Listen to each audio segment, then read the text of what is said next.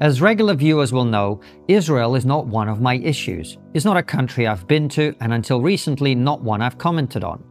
When the terrorist attack happened on October 7th, 2023, my reaction was a combination of horror and, strange as it may sound, curiosity. Whenever something happens in the world that I do not understand, my instinct is to try to learn as much as I can before forming an opinion. That's why I said little for a year after October 7th, instead engaging with people on all sides of the argument. On Trigonometry, we interviewed pro-Israel voices like Ben Shapiro, Natasha Hausdorff, and eventually Benjamin Netanyahu himself, as well as those on the other side like Norman Finkelstein, Bassem Youssef, and Ahmed Fouad Al-Khatib. Eventually, having listened to the different arguments, I published what became my most viral article and video on the first anniversary of October 7th, entitled Why I'm Off the Fence About Israel's War. In it, I attempted to logically analyze the arguments and reach a conclusion. In short, my view was, and remains, that many of the anti-Israel arguments are at best driven by emotions which are understandable but irreconcilable with the facts, and at worst, deliberate manipulations designed to weaponize our natural horror at seeing the realities of war. Now, as the second anniversary of October 7th approaches, we are witnessing a spectacular cascade of events that reveal the unvarnished truth of this entire debate. And no, I'm not talking about President Trump's 21-point Gaza peace plan. I'm talking about the reaction to it, which reveals what this is actually about.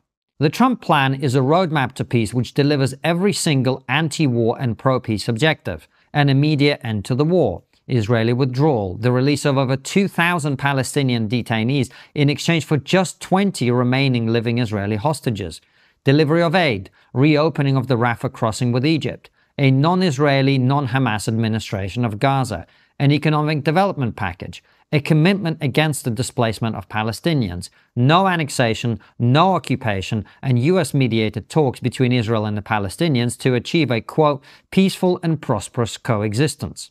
To my complete lack of surprise, however, many of the most prominent campaigners against genocide who have graced our airwaves for the last 2 years have either stayed silent or openly called for Hamas to reject the deal. Crystal Ball of Breaking Points, who once published an extraordinary critique of our interview with Netanyahu, which she began by admitting she hadn't actually watched it, spent 20 minutes on her show insinuating that Hamas should not take the deal.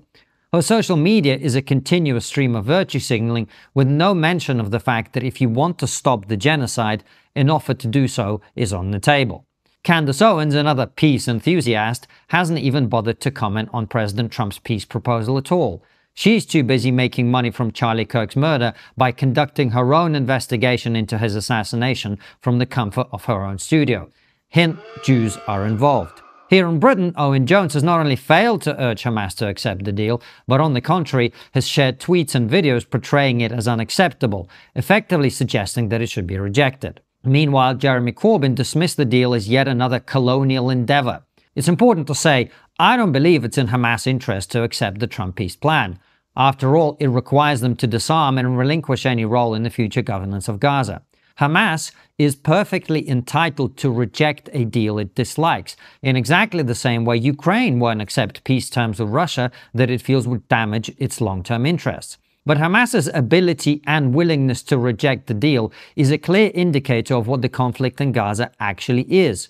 Far from being genocide, it's a war that Hamas started and is losing very badly. You cannot simultaneously cling to a bunch of war goals in order to retain power and continue terrorism, and at the same time claim to be a poor, hapless victim of genocide. The Tutsi in Rwanda, Armenians in the Ottoman Empire, Jews in the Warsaw Ghetto were not slaughtered because they were offered peace terms they then rejected.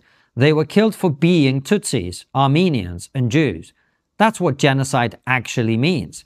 One of the oldest tricks used by liars throughout the ages is what I call sleight of mouth, where definitions are stretched beyond their remit to get people to believe lies. This is a powerful technique because if I can get you to misapply the term genocide to the conflict in Gaza, I can get you to stop seeing it as a battle between two belligerents and instead treat Israel as the criminal and Hamas as the victim. What the last few days have shown is that the overwhelming majority of those demanding an end to the so-called genocide in Gaza do not believe it is one themselves, as demonstrated by their unwillingness to pressure Hamas to accept a deal that would end it. This is a war, Their side is losing, and they're using the suffering of Palestinian civilians, human shields placed in harm's way by Hamas, to generate clicks, likes, and views.